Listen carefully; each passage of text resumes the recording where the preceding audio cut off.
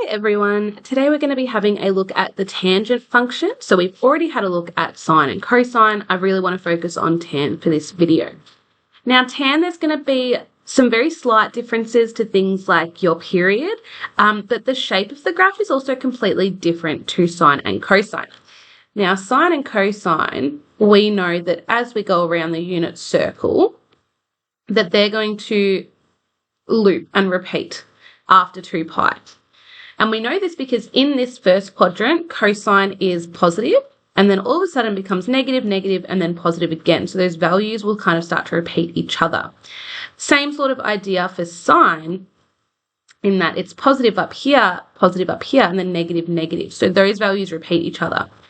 The reason that tangent doesn't quite loop the same way that sine and cosine do is because we jump from positive to positive back to negative. So instead of repeating every 2 pi on just a regular unit circle, it actually repeats every pi. The other thing that's a bit different about tan, and this might be the first time you see this on a function, is you actually have points which are undefined. Now remember, if let's say we had a look at, pardon me, tan at pi. We know that tan at pi is equal to 0 because our gradient going across is 0. But if I had a look at tan at pi on 2, that's actually undefined because our gradient is that vertical line, right? And now we can't plot a point on a graph that is undefined. So we have to find another way to kind of signify that, hey, tan never actually touches this point on a graph. So we're going to have a look at that today. Now, the variables in a tan function still follow the same sort of rules as previously. But instead of 2 pi on b being your period is now pi on b. Okay, so whatever that number is out the front of x, if you divide pi by that, your tan's going to repeat in that space. C is still going to give us the mean position. It's the vertical translation of our tan. And what you'll find is that ends up being almost sort of like a turning point on each part of your graph. Okay, so keep that in mind as we get to our mean. And now A is a bit interesting. A, we're used to giving us the amplitude, and that gives us that vertical dilation. But when we have a look at a tan graph, when we're graphing it, the vertical dilation doesn't look like it does a lot at all. So your mean and your period are going to have a bigger effect on how your graph looks than your amplitude will. Okay, A still follows the same rule though, that if it is a negative number, it is going to be reflected in the x-axis. Now, this graph here is what our basic tan of x looks like when we're between 0 and 2 pi. Now, remember before that I said at pi on 2 we are undefined. That's what this dashed line is representing. And that dashed line is called an asymptote. So it's called an asymptote. And that's just a line that signifies that the function itself never actually touches pi on 2 or 3 pi on 2 because it can't, it's undefined. The other interesting thing about the tan graph is because of those undefined points, this graph will keep on going towards infinity. And so this is kind of reaching towards positive infinity and this is reaching towards negative infinity. Okay, so your range on your tan graph, unless you have restricted that domain heavily, is going to be from negative infinity through to positive infinity.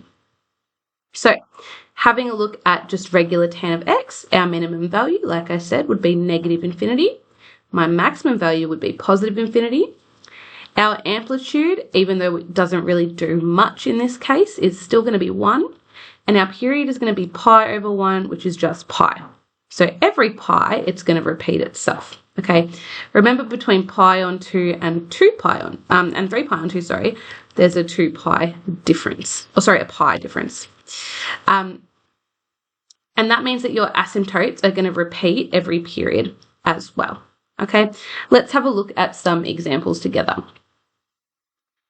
When it comes to these sorts of graphs, I still follow the same sort of procedure. I like to figure out my period, I like to figure out my mean value, and then I'll figure the asymptotes out later.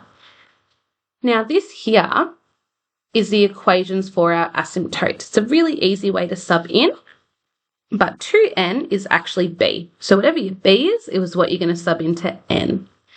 So for this graph here, I'm working between 0 and 2 pi.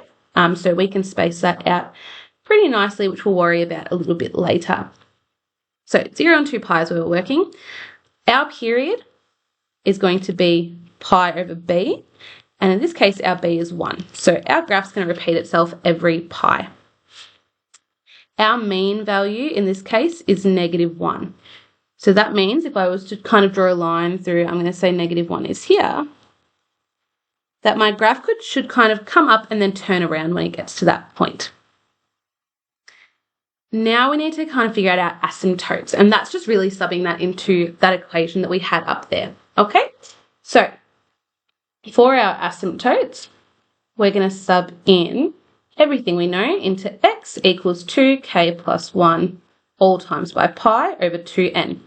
Now k is always just an integer, it's always a whole number, and you keep chucking in those whole numbers until you end up outside of your domain, okay? So if, let's say, I was to make n is equal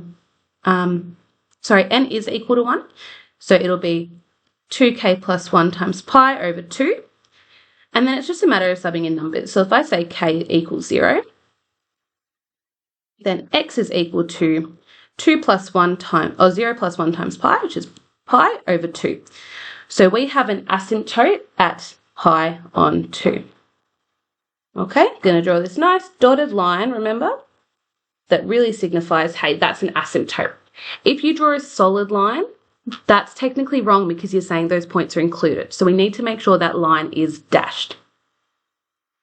Then we're going to sub in, let's say, k equals 1. And that would give us x equals 2 plus 1 times pi, so 3 pi over 2. And I'm going to chuck that in 6, 7, 8, 9, 10. We're going to chuck that just in here. Okay, so we've got our 2 asymptotes working there for us. Now, you can still sub in on the other sides, but what you're going to find is, let's say I sub in 2. I get 2 times 2, so 4, plus 1 is, pardon me, plus 1 is 5, would give me 5 pi on 2. Now, I'm just going to do this for one cycle, so I'm actually going to go from 0 to pi. If I'm doing that, this would be outside of my domain. Can't do that. Okay, so we're going between 0 and pi just for this example here. Now it's just finding some key points. As per usual, if you want your y-intercept, you're going to sub in x equals 0.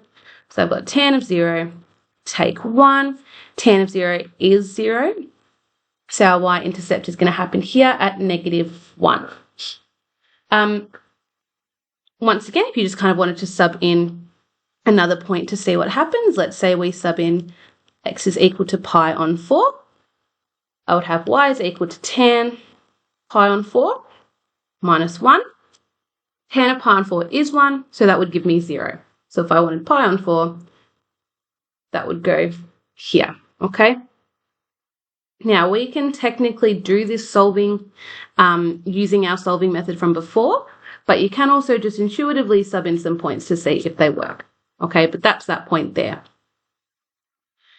Now, for tan, your turning point is going to be halfway between your two asymptotes. So in this case, I know my turning point is going to be here. And that's going to occur between pi on 2 and 3 pi on 2, which would be at pi. So pi -1 is my next turning point. Okay? If I take this through, up through here, and this point here, it's not drawn too beautifully, but if I, let's say, sub in 3 pi on 4, into here, I get y equals tan 3 pi on 4. Pardon me, oh sorry.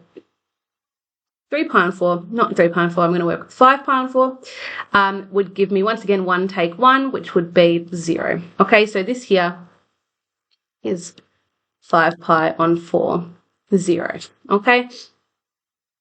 And then if we wanted to keep going, we absolutely could, but I'm going to leave it there for now. Okay, so we've actually gone from 0 through to 3 pi on 2 for that one. Feel free to pause the video here and give that one a go, but I'm going to go through it as well. Now, just keep in mind for this one, for our domain here, that less than sign means we're going to need an open circle at the very end. Now, I know that my amplitude here is 1/2. Once again, that's not really going to do much, but b is 1, which means that my period is going to be pi over 1, which is 1. So my graph's going to repeat itself every pi. Then I need to figure out my asymptotes. The asymptotes here, because our n is the same number, are going to be the same as the asymptotes up above. So we know that our asymptotes here are going to be pi on 2, 3 pi on 2, and any other ones that fit our domain. Okay? That means if we go sort of the other way, we also have negative pi on 2 and negative 3 pi on 2, but these two are going to be discounted because they're out of our domain. Okay? So I'm going to draw a nice little negative pi on 2 asymptote. Don't forget that you need to label with x equals. You can't just write down pi on 2 or negative pi on 2. And then same thing on this side, x equals pi on 2. There are 2 asymptotes that we're working with. Now, if I want my y-intercept, I'm going to make x equals 0. So I have half times tan of 0. That's equal to half times 0, which is 0. So my intercept is at 0, 0. And because my mean position is also at 0, that means that my asymptote is going to turn around at that nice intercept there. Okay? Now we also want to find out what our x-intercepts are. Once again, you can just kind of intuitively plug some numbers in. Let's say I made x equal to pi. We know that tan at pi, so half tan at pi is the same as saying half times 0. But we want an open circle for that one. So that open circle down towards here would be pi 0. And then same thing on the other side. If I was to go from, sub in negative pi, I know that's the same as saying tan of, or half times tan of negative pi, which is equal to half times 0 once again, which is 0. So our graph's going to end here at negative pi 0, but go up this way. Okay?